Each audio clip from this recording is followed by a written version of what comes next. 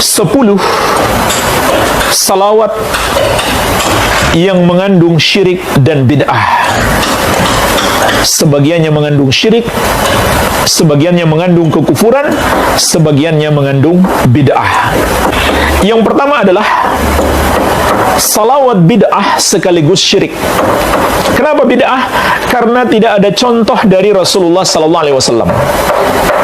Sekaligus juga lafaznya mengandung syirik. Contohnya salawat nariyah. Bagaimana bunyinya?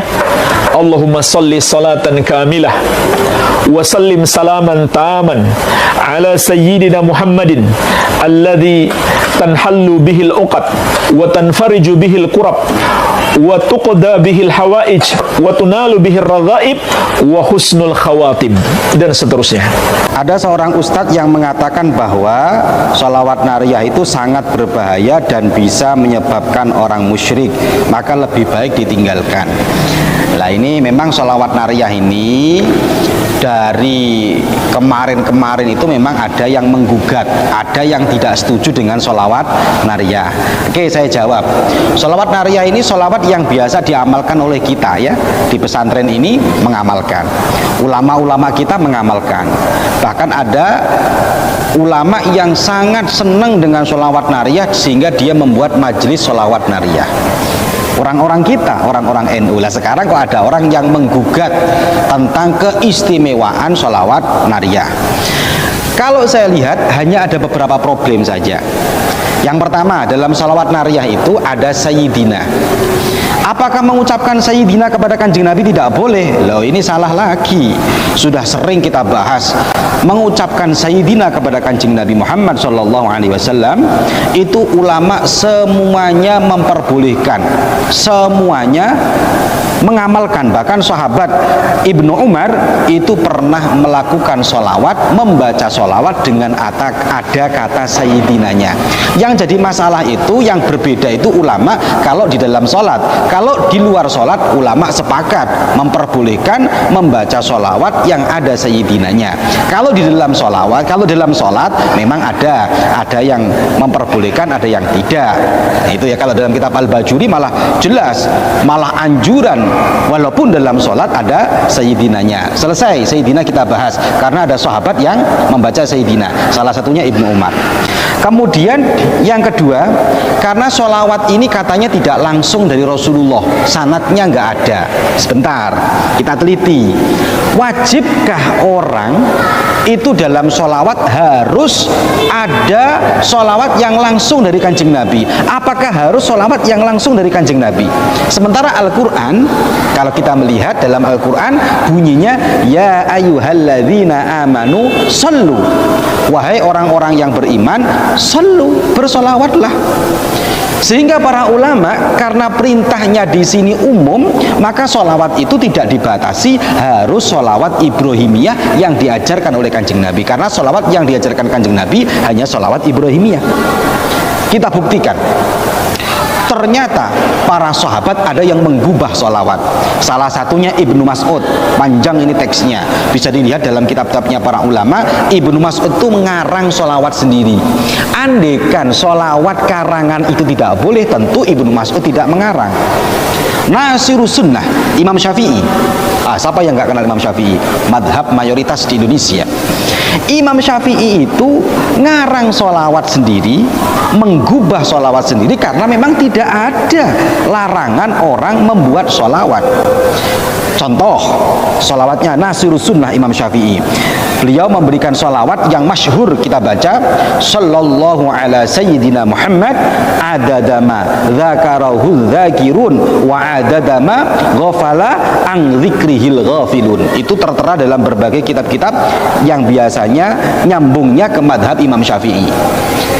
Ketika Imam Syafi'i menggubah sholawat seperti itu, tidak ada ini orang yang menggugat sholawatnya Imam Syafi'i kalau memang alasannya karena tidak ada jalur yang jelas, tidak dari kanjeng Nabi Muhammad Sallallahu Alaihi Wasallam. Sementara sholawat nariyah yang digandrungi oleh orang-orang NU malah digugat. Nah, ini kan aneh. Ya ini memang karena ingin kayak buat rame aja dengan kita yang Nahdlatul Ulama. Nah, dua ya. Yang ketiga, yang terakhir. Ini yang paling fatal menurut mereka. Apa? Yaitu menurut mereka karena di situ ada sholawat itu mengandung tawassul, mengandung doa tawassul lewat Kanjeng Nabi Muhammad Sallallahu Alaihi Wasallam. Apakah doa tawassul itu nggak boleh? Nah ini kan kemarin tak bahas panjang itu kan. Ada tawasul bidoa, ada doa bitawasul. Kebetulan di sini ini dia bertawasul dengan zatnya Rasulullah Sallallahu Alaihi Wasallam. Kan Allahumma salli ala Sayyidina Muhammad salatan tunjina biha. Ya Allah selamatkan saya biha dengan lantaran Kanjeng Nabi Muhammad Sallallahu Alaihi Wasallam. Dan masih panjang. Coba kita lihat dalam hadis-hadisnya ulama. Ternyata ada hadis sahih yang mana ada sahabat namanya Utsman bin Hunayf. Utsman bin Hunayf ini melakukan sholawat ketika sakit mata itu diajari sholawat oleh Kanjeng Nabi, yaitu berupa sholawat tawasul. Doa tawasul, bukan sholawat tawasul, doa tawasul. Ya sholawat itu kan juga doa. Kemudian sahabat Utsman bin Hunayf yang sakit mata itu doanya Allahumma inni as'aluka wa atawajjahu ilaika bi nabiyyika. Ya Allah saya menghadap kepadamu, saya meminta kepadamu dengan lantaran bi nabiyyika, dengan nabimu. Apa Kanjeng Nabi melarang? Malah Kanjeng Nabi mengajarkan doa ini, doa tawasul ini. Lah ketika ada orang yang membaca sholawat kemudian sholatan tunjina biha, selamatkan saya ya Allah biha dengan lantaran Kanjeng Nabi, sama-sama tawasulnya, kok yang satunya aman-aman saja, ketika sholawat nariyah digugat. Loh ya aneh toh ya. Saya mau menanyakan mengenai sholawat. Itu ada beberapa macam sholawat. Ada lagi yang namanya katanya sholawat nariyah. Itu katanya bid'ah. Bagaimana itu? Dan sholawat yang lain katanya banyak yang bid'ah. Kami mohon petunjuk. Bapak Ibu, semua lafaz sholawat itu Allah cintai dan Rasulullah sukai. Tapi sekarang muncul orang-orang yang tidak mengenal ilmu Ahlus Sunnah dengan baik, tapi membawa nama-nama simbol-simbol tauhid. Mereka kemudian membid'ahkan dan menganggap syirik orang bersalawat dengan lafaz nariyah. Karena dia tidak faham isinya, dia kira itu syirik. Jadi, yang dia nggak tahu siapa yang menyusun lafaz salawat nariyah. Yang menyusun lafaz nariyah itu ulama ahli hadis, ahli sunnah, ahli tauhid, namanya Ibrahim At-Tazi. Maka dulu nama dari salawat nariyah itu adalah salawat taziyah. Lama-lama berubah jadi salawat nariyah. Ya. Jadi tidak benar bahwa salawat nariyah itu bid'ah atau syirik. Salawat nariyah justru berisi cara bermunajat dengan ilmu tauhid yang sahih kepada Allah Subhanahu wa taala. Ini ada sebagian orang salafi ya, yang Wahabi ini yang menyalah-nyalahkan, bahkan mengatakan syirik pengamal sholat nariyah. Wah, saya langsung dek dalam hati itu, oh ini pasti terkait dengan tawasul ya. Jadi sebenarnya dalam hati saya ini mesti gara-gara tawasul kemudian pengamal sholat nariyah dihantam ya, disyirik-syirikan. Karena memang mahallul niza atau polemik yang dipermasalahkan oleh mereka, oleh saudara-saudara kita salafi Wahabi itu adalah tawasul. Jadi tawasul dengan al-auliya wal anbiya was salihin itu bagi mereka syirik ya. Alal aqal itu bid'ah lah. Tapi ada sampai yang mensyirikkan itu. Karena dikira kita menyembah, meminta kepada mereka ya.